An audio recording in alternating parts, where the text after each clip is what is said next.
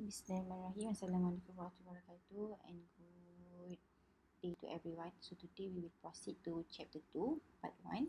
And in this chapter, we will cover on sets. The learning outcome for this part is you must be able to solve problems related to sets, functions and relation.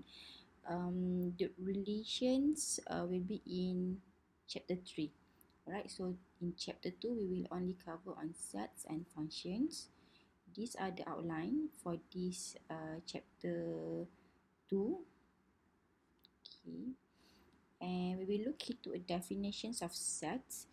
So a set is an unordered collection of objects. So you can imagine the students in your class, all students we can consider it as a set, and then the chairs in the room also can be considered as a set. The object in a set are called as element or members. So if we look into the first example here, the students in this class, so the students is considered as the elements or the member of the set. And for the second example here, the elements or the object of this set for the example number 2 is the chair. Alright. A set is said to contain its element, and to present this, the elements, we will denote it as this notation. A is a subset, A is an element of capital A. Alright, and if A is not a member or not an element, then we will write it as this. So there are actually few ways to describe or to present set. First is by using a roster method, and roster method is presenting a set as this. So the set will be described as any alphabets. Alright, can be a capital or it can be a not capital. Right, but usually we will describe it as a capital. So the set S contain element A, B, C, D. So a curly bracket here presents the elements, the list of elements in set S. And in roster method, orders are not important. So if let's say this example here, the elements of set S are A, B, C, D, and if we rearrange the order here as B, C, A, D, we still can consider this B, C, A, D as set S. Each distinct object is either a member or not. Listing more than one does not change the set. So again, we use the previous example here. We have A, B, C, D element. Alright, if let's say we add more C and more B in this set, it does not change anything to this set. Alright, the ellipsis, as here, may be used to describe a set without listing all of the members when the pattern is clear. Like in this, we have a list of alphabets here, A, B, C, D, and then dot until Z, because we know the pattern. So after D is E, E, F, G is just we don't want to list it out, so we can replace all the remaining alphabets with these dots. And if let's say we want to describe a set of vowels in English alphabets, then we can let V to describe the set, and then the elements of the vowels are A, E, I, O, U, and it will be presented as here. And next example here, if let's say we want to describe the all odd positive integers less than 10, then we assign the capital O here to be 1, 3, 5, 7, 9, and these are the elements of the odd integer with less than 10. Alright, and same goes to the set of all positive integers less than 100. And if you look into here, we use the ellipsis here because we've known the pattern of all positive integers less than 100. Alright, same goes to a set for all integers less than 0. And these are some important sets, and I believe that this is not so new to you. So we have capital N, capital and bold N to describe, to present the natural number. Alright, and then the capital and the bold Z as integers, Z plus positive integers, R real numbers, R plus set as positive real number, C complex number, and Q as a set of rational numbers. And set also can be presented in builder notation, alright, as this. Alright, and let's say the first one, we let the capital S to be set that shows a positive integers less than 100, and we will denote it with X, and X are the elements of S, and then we have this straight line here, and then we start with the some explanation what is X refers to. Okay, so same goes to the next example here, where the element of X is an odd positive integers less than 100. Alright, so we have the curly bracket here, and then the element, straight line, and then the explanation. Okay, same goes to the third example here. Alright, and also in a builder notation, we also can use a predicate that we have learned in last week. So in this case, the X here is the elements, and the PX here is the predicate. So you can say the PX is Y, right? And this is the example here. And also we have next example on the rational number, positive rational numbers. Okay. Alright, so this also another ways to present the set, where in this case we have square bracket and also an open bracket. So square bracket shows that these elements are included, whereas the open bracket here shows that these elements are not included. Alright.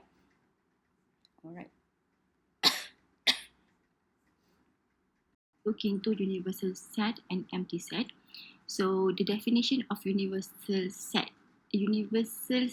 U is the set containing everything currently under consideration. It can be sometimes implicit, sometimes explicitly stated, or its content depend on the context. Alright, and the empty set is the set with no elements, and we will symbolize the empty set with this notation, and also with this notation. Alright, so for the universal set, usually we will denote it with a capital U. Alright, so let's say in the example here,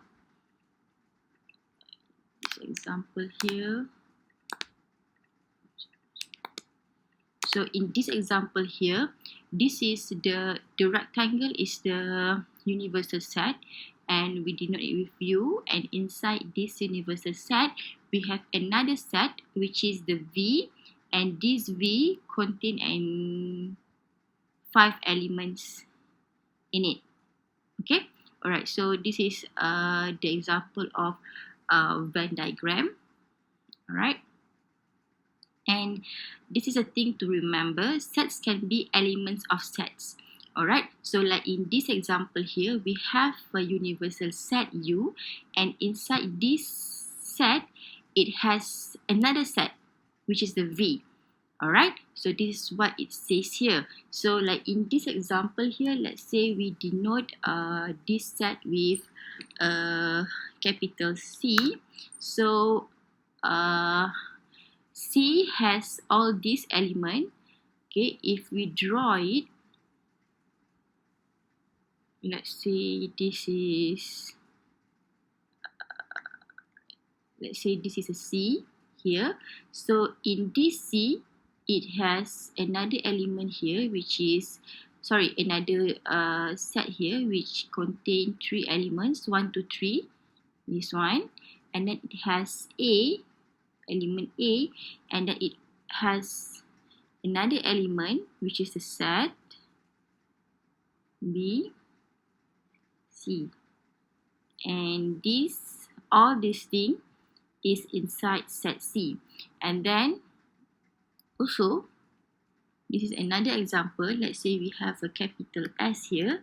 So in this set, it has another set, which is the natural numbers set, and then the integer set, and then the rational set, and also a real number set.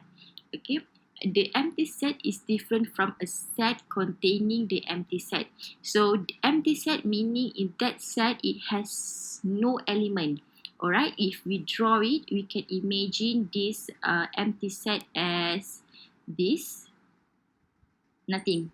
Alright, but in the second part here, this is basically a set which contain an empty set. Alright, so if we draw it like this, we can have another curly bracket inside here. And if we draw this thing, so you can imagine that this is the set, the outer part, and then in here it has another set, and the inner set here, it contain nothing. Alright, so what is set equality? Set equality happens when two sets have same elements. So like in this example here, alright, if you look into the example here, we have set A. Let's say this is set A. So the set A, it has 1, 3, and 5. And then set B here, it also has 1, 3, 5. So this is a set B. So in this case, because set A and set B, it has the same elements in it, so we can say that set A and set B are equal. Alright, so same goes to the second example here. Even if let's say the set on the left side, we let it as C, and on the right side we let it as D. Even though in C it has a multiple 5 and a multiple 3, but then the number of elements are the same, right? It has 1, 3, and 5, and that for the C, and for the D, it obviously has 1, 3, 5. So in this case, we also can say that the set C and the set D are also equal. Alright, so for that, we can conclude that this is a definition. We can say this is another way of defining the equality for the set. So for if A and B are sets, then A and B are equal if and only if for all x, for all x, if x is an A, then x is in a B, and x in a B. If x in a B, then x in a A. So this is a biconditional element, alright, which means that the x must be an A and the x also must be B. Then only we can say that the sets are equal, alright. Alright, so we move into subsets. So by now you must be familiar with terms elements. Alright, universal set, empty sets, and now then set equality, and then now we move into subsets. Alright, so the set A is a subset of B if and only if every element of A is also an element of B. So we can denote the subset with this symbol here. Alright, so the notation A subset B is used to indicate that A is a subset of the set B. So A is a subset of B holds if and only if for all X. Okay, if X is an element of A, then X must be an element of B. Alright, so if we draw this, okay, let's say sets A has elements of 1, 3, 5, okay, and then B got 1, 3, 5, and 7. Alright, and if we translate these two things into Venn diagram, then you can see for the A, for the set A, it has 1, 3, 5. Okay, and for set B, it also has 1, 3, 5, but also 7 here. Alright, so this is A inside the B. So whenever you translate the elements of the set, and you see here, then you can say that the one that happens inside the other one, then we call it as subset. So in this case, all element of all element of A will be also an element of B. Alright. Okay. This one we say that A is a subset of B, not B a subset of A. Alright. Okay. And then for proving method, so if let's say you want to show that A is a subset of B, so to show this, you must show that if X belongs to A, then X must also belongs to B. So you can do this way, alright, to prove that A is a subset of B. To show that A is not a subset of B, to show that A is not subset to B, then you need to find an element of X, which X is element of A, but then X is not an element of B, such and X is an counterexample to the claim that X in A implies X in B. So in this case, if in the previous one you can show like this, but in the second one, what you can do is you can add maybe perhaps another elements here, maybe 4. Alright, 4, and then when you translate these two things into a Venn diagram, then you can see that 4 doesn't happen in set B. Okay, so for that we can make a conclusion saying that A is not a subset of B because there exists one element in A which is not belongs to B. Alright? Alright, so here is an example here. The set of all computer science major at your school is a subset of all students at your school. So in this way, you can say that all students in your school as B, alright, as B, and A, and A is all computer science major at your school. Alright, so at your school, all students at your school is the B. Alright, and then inside your school, there is students who are majoring in computer science.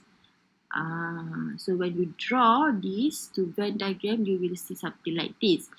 Okay, so for the second one, alright, it says here the set of integers with square less than 100 is not a subset of the set of non-negative integers. So the non-negative integers is the B. So we can say that the B can be maybe 1, right? 2, 3, 4, 5, 6, 7, 9, and more. Alright, and then for the A, what happened is that in A, it can be -1 to the power of 2, and then 1 to the power of 2, -2 to the power of 2, and so on.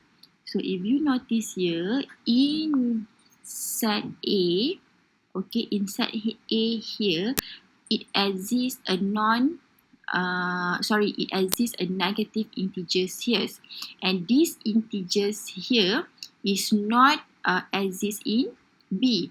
So that's why we cannot consider A as a subset of B. Alright, why? Because there exists an element in A which is not exist in B. Alright, so that will be a reason why number 2 can help you to show that A is not a subset of B.